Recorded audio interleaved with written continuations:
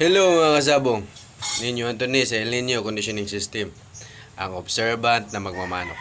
Shoutout sa lahat ng El Nino Conditioning System members. Shoutout sa lahat ng El Nino Conditioning System subscriber. Shoutout sa lahat ng El Nino Conditioning System followers. Shoutout sa lahat kong mga viewers. Shoutout sa lahat kong mga sharer.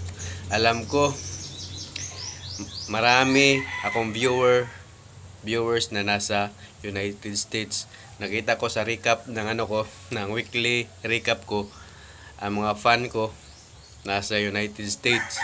Tapos viewer lang sila, hindi sila subscriber. Kaya kung gusto mo ng additional knowledge about sa pagmamanok, itong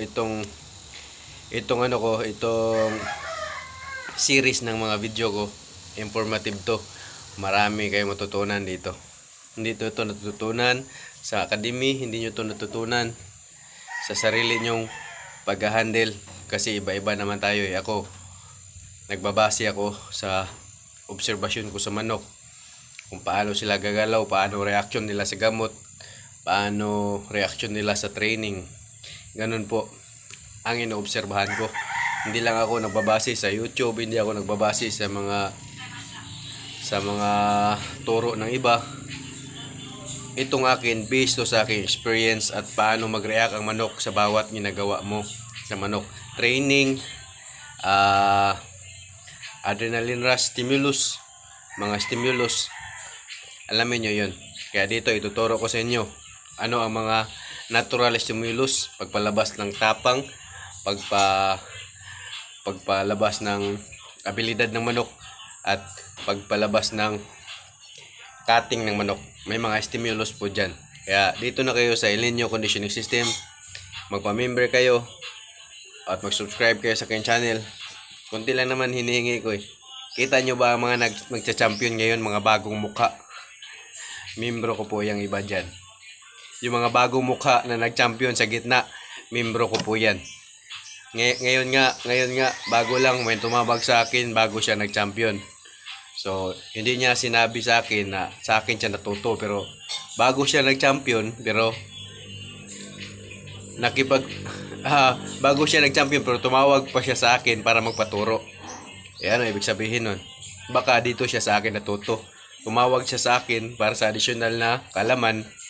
Kaya sinabihan ko, kung anong kaalaman mo, mag-focus ka lang dyan. Kasi nag-champion ka na, huwag mo nang haluan sa sistema ko. Kung ano ang ginawa mo nung nag-champion ka, kasi nag-champion siya kahapon, March 29, ngayon March 30. Nag-champion siya kahapon, 30,000 daw premium niya. Pero tumawag pa siya sa akin para magpa-add siya ng paano ko daw ibigay ang mga vitamins. Sabi ko, ikaw, nag-champion ka na, yun na lang ang gawin mo. Huwag mo nang haluan sa sistema ko. Kaya tingin ko naman, sa akin siya nakakuha ng sistema. Ayaw lang niyang aminin. Kuya, more winning sa inyo. Ganito po yan. Kahapon, ang tackle ko about sa aking video is paano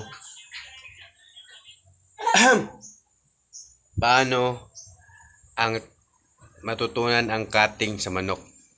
So, dapat bitaw mo ng malapitan. Tapos, wag lang puro malapitan din. Bitaw mo rin ng malayo. Para naman, marami siyang alam na palo. Bitaw mo ng malapitan, bitaw mo rin sa malayo. Pero hindi sa isang araw ha. Kung isang araw, isang bitawan lang yan. Kasi wala namang second chance sa may tari na eh. Kung papasok sa isip ng manok, ngayon, okay lang matamaan ako kasi may second chance pa mamaya konti.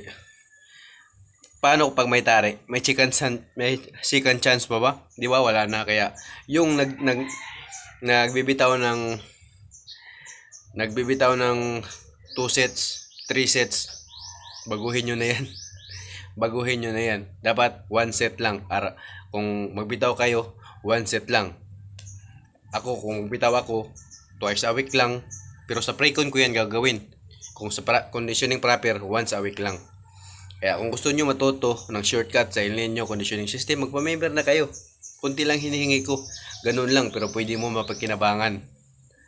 ng linggo-linggo. Yung tumawag sa akin, yung tumawag, nadulas siya. Ayaw niya aminin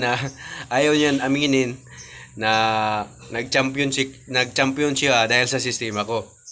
Pero nabanggit niya 28 days conditioning ang ginamit niya. So ako lang naman yung sistema na yan eh. Kaya kuya, nag-champion ka dahil sa sistema ko. Huwag mo angkinin ang hindi naman sa'yo. Huwag mo angkinin ang hindi sa'yo. Bigyan mo naman ako ng credit, kahit credit lang. Hindi naman ako ng kung ano man. At least lang may nadadagdag na may napachampion na naman ako. Nadulas ka sa sinabi mo, 28 days conditioning ang ginamit mo. So ako lang naman nagpauso niyan eh. Kaya nag-champion ka dahil sa 28 days conditioning. Aminin mo na lang. Hindi naman kita inobligar na magbigay ka sa akin ng balato eh. Mas maganda, mamalato ka para tuloy-tuloy ang grasya. Kasi pag ganyan, inangkin mo. Tapos paano kung magtatalo ka na, sino lalapitan mo? Akin yung conditioning system na yan. Paglalapit ka sa akin na nagtatalo ka na. Kasi meron akong nag-champion na 4 na beses, bigla na lang siya natatalo. Pero namamalo pa rin naman ako niya. Kumonsulta siya sa akin. Sabi ko, pag-aralan mo mabuti ang talo ng manok mo. Tingnan mo nang mamalo siya. Bakit natatalo? Possible sa tari. Hindi naman ikaw nagtatari, di ba? Possible sa tari 'yon. Possible na pagkaisahan ka na kasi nagpapanalo ko 4 na beses nag-champion sa isang buwan. Baka pinagkaisahan na siya sa pinagsasabungan niya. Hindi naman siya nagtatari. Kaya kung gusto niyo talaga magpapanalo, matuto kayong magtari para wala na kayong ibang masisi. Naayos conditioning niyo pero hindi niyo naman mapagkatiwalaan yung mananari kasi kahit anong close nyo pa, ako nga nilaglag ako mismo ng financier ko. Ganun na, nilaglag ako ng financier ko dati. Kasi hindi nga ako nagpapaupa na ako sa manok ko. Nilaglag ako mismo sa nag-uupa ng manok ko. Minimum lang pinusta na siya sa manok ko, doon siya bumusta sa kalaban ng malaking pusta. Kaya laglag. Ang galing ng pinalo ng manok ko, hindi nakapatay.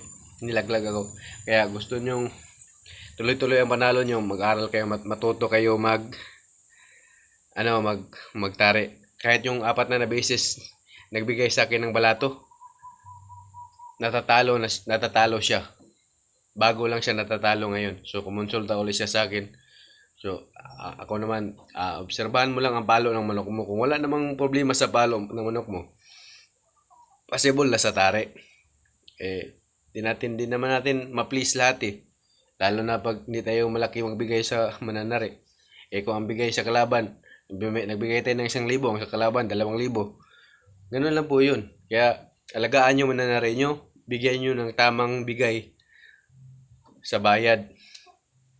Tsaka mas mabuti mag-aral kayo magtari kahit sa pagsipat lang.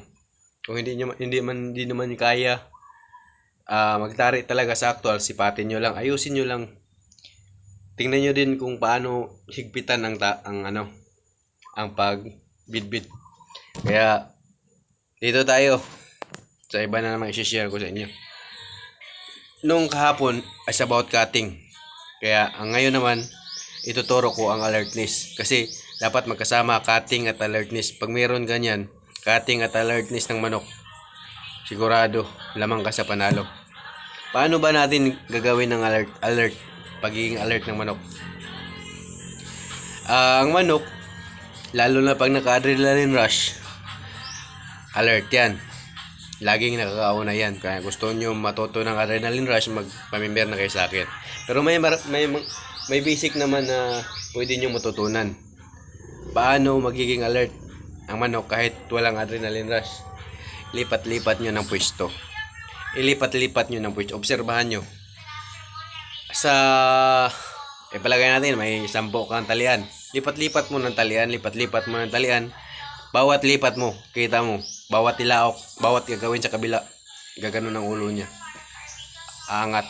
Titingnan niya ang galaw ng kabila. Ganun po nadidevelop ang alertness ng manok. Kaya mas maganda ilipat-lipat mo. Kasi kung hindi mo yan sa ilipat, titilaok ang kabila, may gagawin, hindi na siya, kasi hindi mo siya nilipat ng pwesto, hindi na siya magiging alert, kampante na siya sa gagawin sa kalaban. Pero pag ilipat-lipat mo yan siya, bawat tilaok, bawat tilaok ng katabi niya, aangat ng ulo niyan. Susugod yan. Kaya, bigyan nyo naman ng tamang distansya. At least 1 meter o 1.2, 1.4 na 1.5 na kung malaki-laki ang pwesto nyo, 1.5 na distansya para alert lang talaga ang ma-develop. Kasi pag masyadong malapit,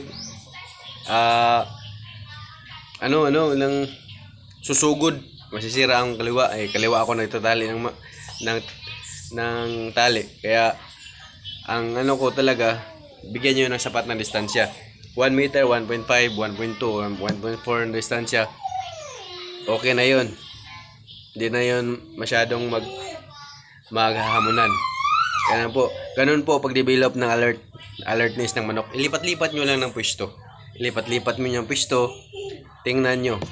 I-bash nyo ako kung hindi yan magiging alerto manok nyo. Magiging alerto yan. Tsaka sa bitaw, pagpalit-palitin mo ang malapit. Sa unang bitaw, sunod bitaw, malayo naman. Hindi sa isang araw ha. Hindi sa isang araw.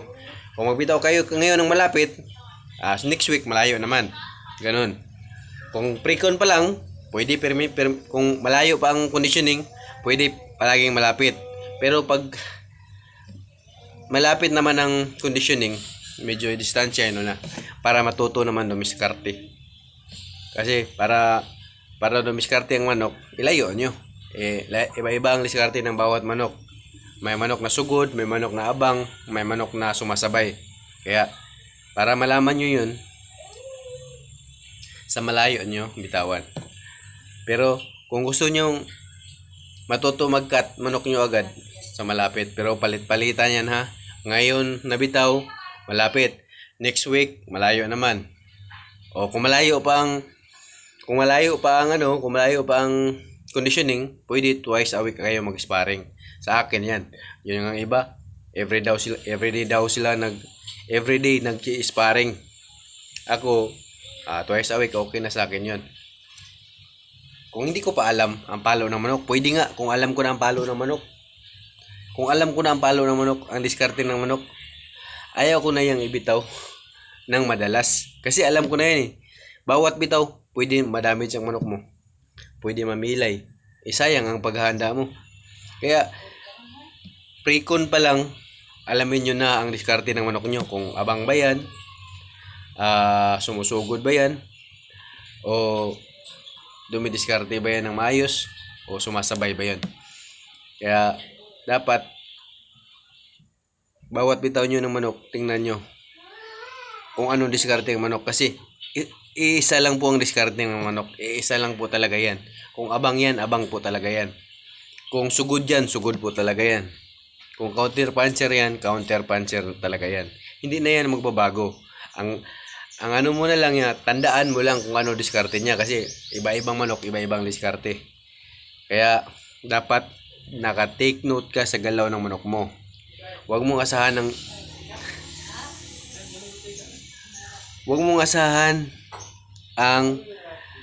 ang memory mo lang. Isulat mo. Kung ilan lang ba manok mo, ipalagay natin 10. Ako may 20 akong manok. Sulat mo, ito abang to, ito counter puncher to, ito sumasabay to, para alam mo na kung paano mo bitawan. Ang pinaka-safe na bitaw ng manok is malayo. Maabang manan, ma-counter puncher mo yan, masumasabay mo yan, safe na bitaw ng manok ang malayo. Ang nakakadisgrasya ng bitaw, yung malapit, yung sinasabay mo. Sayang yung panahon. Dapat nakauna sana ang manok mo nagsabay, napila yung manok mo. Ang kalaban, kunti lang ang sugat kasi sabay ang patamaan. Yun ang nagpapatalo sa mga kahit sinong magsasabong. Kahit naka-adrenaline rush pa yung manok mo, kung isasabay mo yan sa bitaw, may talo ka dyan. Pero kung maayos ka magbitaw, kasi yun ang pinaka-last natin tulong sa manok, kung paano natin bitawan ng maayos. Kaya meron namang iba, Ito, kasi iba-iba naman tayo bawat handler eh. Gusto bitawan ng malapit para makauna. Bakit hindi ba yan papalo ang kalaban? Di ba yan sasabay? Sasabay yan. Kaya tuskuin lang din yan. Hindi yan advantage ang bibitaw ka ng sabay. Ilayo mo. Advantage ang layo. Kasi kung maayos ang pagkakondisyon ng manok mo, maayos din ang diskarte niyan. Kung bobo naman pagkakondisyon mo, maging bobo din yan ang diskarte niyan. Pero at least, binigyan mo siya ng chance na makadiskarte ng sarili niya. Ganun po, dapat. Kaya kung gusto nyo maging alerto ang manok nyo, lipat-lipat nyo ng pwesto. Yun lang po. Yun lang sa akin. Yun lang, pagiging alerto ng manok nga de-develop, basta lipat-lipat nyo ng pwesto. Salamat po.